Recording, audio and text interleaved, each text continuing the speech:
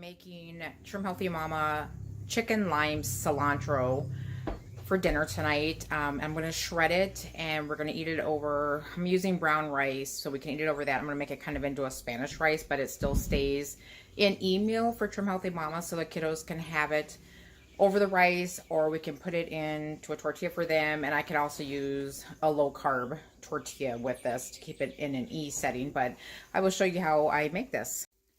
So I've already got my chicken in my crock pot, and then I've squeezed out a whole bunch of limes. It ends up being about a third cup. So I'm just going to pour this over it. I'm not a big measurer. I'm just kind of a dump and go type person. So I'll kind of give you estimates on how much I put in. I cut up cilantro. It calls for about a cup of chopped cilantro, and it's however many chicken breasts you want to feed your family. So I think I've got 6 very large ones in there. So just put that in. And then it calls for 4 tablespoons of garlic. So I just use my minced garlic that I already cut up, and I just kind of dump and go. I don't even really measure too much of it, just whatever I think's about the right amount.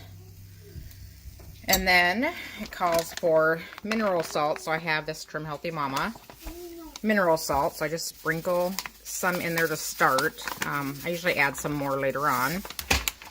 And then it calls for colored peppers, so I had already had a bunch of these chopped up in my freezer, so I'm just going to add those to it.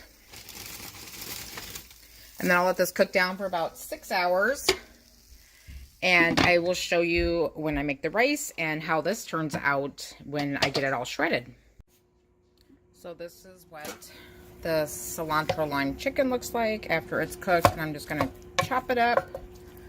And then I will show you how I plate it up for dinner. So this is what it looks like plated up. I just have a low carb tortilla, lettuce, and then this is, I shredded the chicken for the cilantro lime Trim Healthy Mama chicken. And the rice I make is just brown rice.